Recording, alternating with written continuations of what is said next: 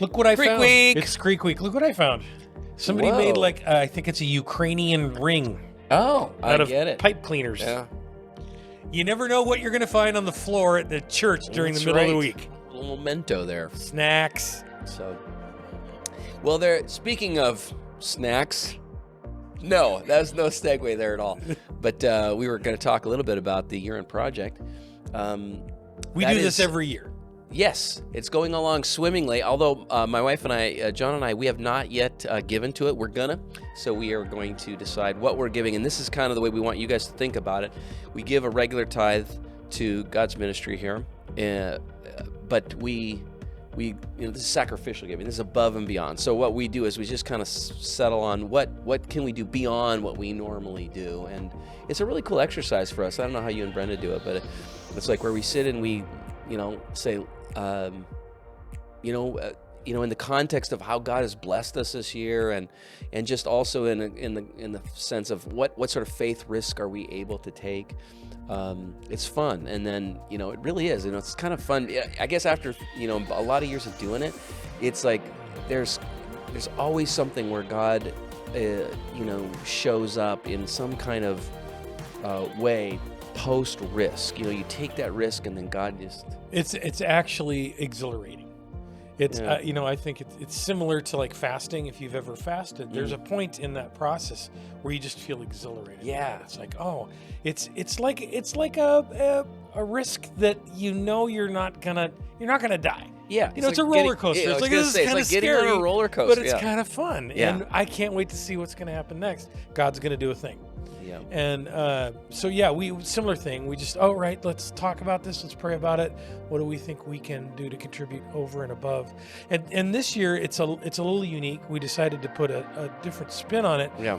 In part because we're in this financial reality this year where our budget has really been infringed, and we've been, as the board says, we've had a burn rate. We've had to burn through savings in order to kind of keep ministry going.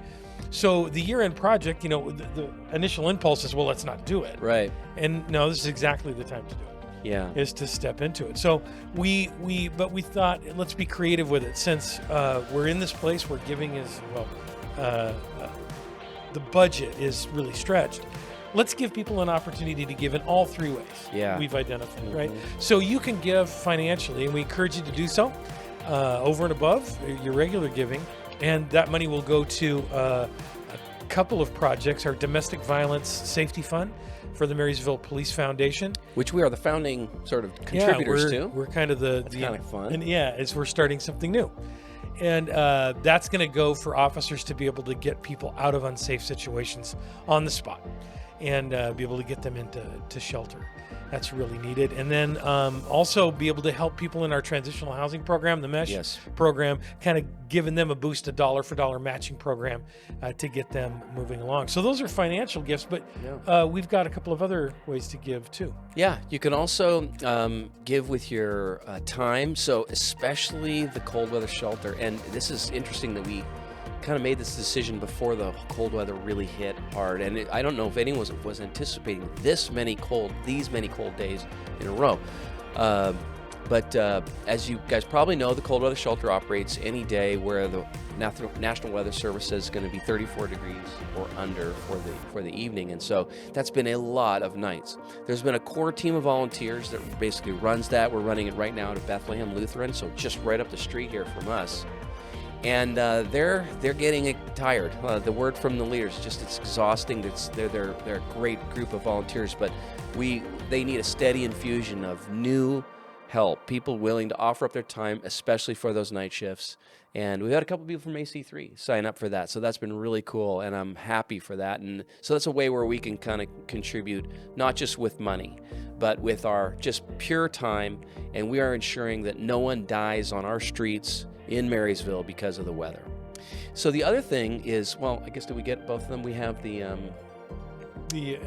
Everett Gospel Mission. Oh, right, the Everett Gospel Mission. Yeah. So they're just now, because kind of post-COVID rules have just been lifted recently within the last few months. They can now get volunteers who can help them offer up their talent for all sorts of different things. So yes, this is time commitment, but there's some talent things that you can bring to there. So for example, they're putting on services again for all of the people who are there at the shelter, and the kitchen can always use talent in the kitchen. And then are there some other things where they Yeah, have we're specific roles? we're opening 3 new mesh houses, Right. apartments, probably the first of the year, and they're gonna need a little bit of work. And so, if you've got some fix-it skills, drop me an email. Let me know if you'd be willing to, maybe install flooring or do a little paint and tile work or that kind of stuff.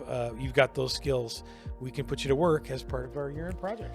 So we really appreciate you guys. Listen, if you were at the semi-annual meeting, just the update was that we're trending, giving below our budgeted and anticipated need. And so, those who are stewarding and overseeing our books are, there's real concern there. So we wanted to lay out to everybody the idea that once we kind of pull back as much as we can with soft costs around the church, if we continue to have this burn rate, that's just unacceptable. So we'll have to we'll look at some hard costs, and some of those are there's serious type things that all options have to be on the table. So we want you to be aware of it. You can be prayerful about it. If God has got you on a giving journey of expanding generosity, that might be important for you as you are prayerfully considering that part of your discipleship, which is, it's part of maturing, isn't it, Dan? I mean, it's part of being a mature follower, is that we say, I get generous with the purposes of God in the world. But I know some of you, and this is so encouraging, especially when things were really dark, when, unemployment went crazy, inflation went nuts, especially at the height of the crisis the last couple of years. A lot of you gave more. So we just really saw the winsome spirit of Christian maturity in our midst. So that was really encouraging. So we don't want to miss both the blessing and the challenge that's involved here. And so, Blessing and challenge, like a roller coaster. kind of like a roller coaster. What's the scariest roller coaster you've ever been on? Oh, jeez, the scariest? Probably the one at Silverwood. The wooden one. What? What? Like Magic Mountain. Come on, man. You haven't been to Magic Mountain? I didn't do Magic Mountain. It's too scary. It's dark. Shut up. Hey, have you rode the what is it? The Velociraptor? No, it's like the Velocirator or something like that. No. It's the vertical roller coaster. What? Yeah. You start here, you go 70 miles an hour for like about 200 yards, and then it just goes up. Oh, yeah. Yeah. Challenging and blessed. And blessed with terror. Blessed with the guy who got sick 2 cars in front of you. Yeah, right. With what he had for lunch. It's way too gross. Super gross.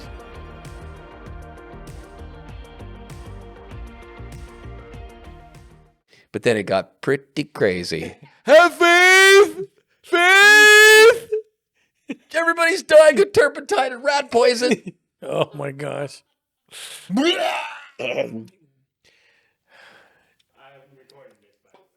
Oh, What? Dude. He's just looking for some nuggets. Spoiler. Yeah. Spoilers. I get the picture and the sound and some crystals. Spoilers.